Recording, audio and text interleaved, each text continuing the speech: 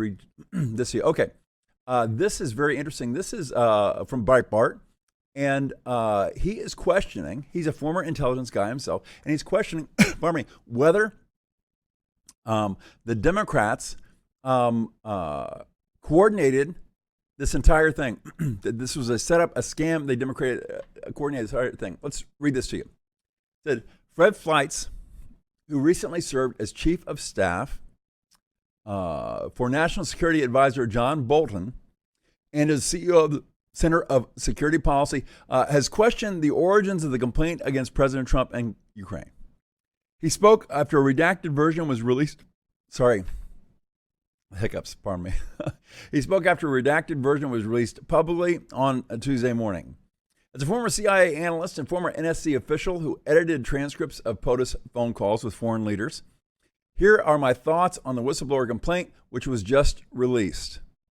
First, he said, this is not an intelligence matter. It is a policy matter and a complaint about differences over policy.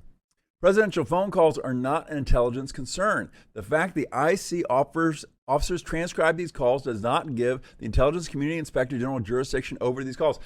So what he's saying is basically these calls are transcribed by intelligence officers that have, are authorized to listen in on the calls. Okay, but this was a call between President Trump and a foreign leader. These are a policy call, not an intelligence call. And therefore, the Inspector General for the intelligence community does not have jurisdiction over this. So he should not even have been involved in this whole whistleblower thing. Okay. Second, he said it appears the rules restricting access and knowledge of these sensitive calls was breached. The official was not on this call, not on the approved dissemination list, and should never have been briefed on the call. And this is what Donald Trump said earlier today. Is this not spying? Or don't we have spying here when we have people that are not even supposed to be on the call that are being given this information by people that are on the call, intelligence people inside the White House that are being given this information? Is this not actually spying? How this person has no right, this person, this whistleblower, had no right to this information. This is illegal. This is a crime. The fact they even got this information is a crime. They should not have even received this information yet. Here we are. And yet Adam Schiff and Jerry Nadler don't seem to be bothered by that at all, that a crime was committed in acquiring this information. They don't care. They don't care. They're only outraged very selectively.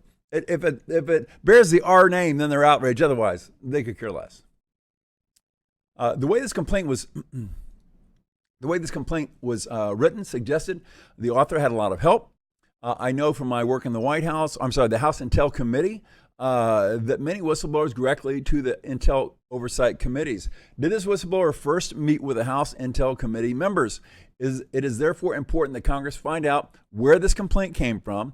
What did House and Senate Intel Committee Dem members and staff know when about it and when? And did they help orchestrate the complaint? So is this all a setup? Is this whole outrage that, why didn't we know about this whistleblower report sooner? Why was this withheld from us? All this outrage. Is it possible that the Senate Intelligence Committee members not only knew about this from the beginning, but they orchestrated the whole thing? And we have this,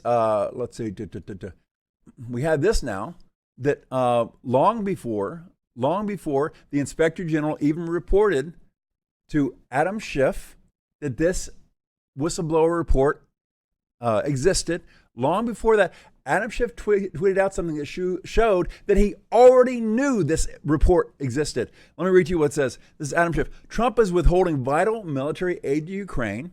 His personal lawyer seeks help from the Ukraine government to investigate a political opponent. How the hell would he know that unless he knew about this whistleblower report many, many weeks before the IG ever even mentioned it to them? And yet he's saying, this has been withheld from me. Adam Schiff is a damned liar, folks. He is a liar. We're going to get more into that with his whole, the thing that he did with the parody today. We're going to get up to that in the next section here.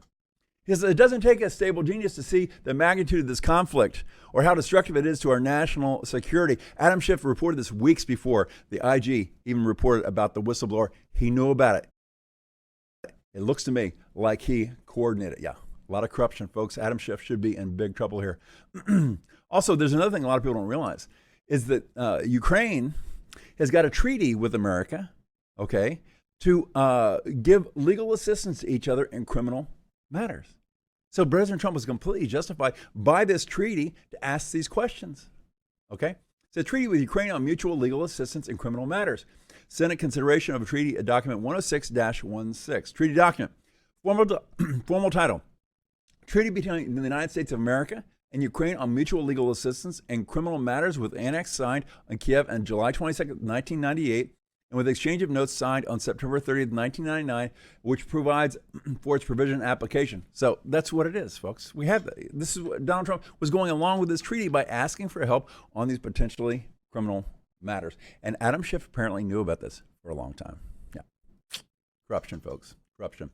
Okay, folks, we'll be back in just a minute with the next section of our show. We're going to talk about Adam Schiff's outrageous parody that he did today and read into the record, actually pretending like Donald Trump had said something like a mafia boss when he actually didn't. Be right back, folks.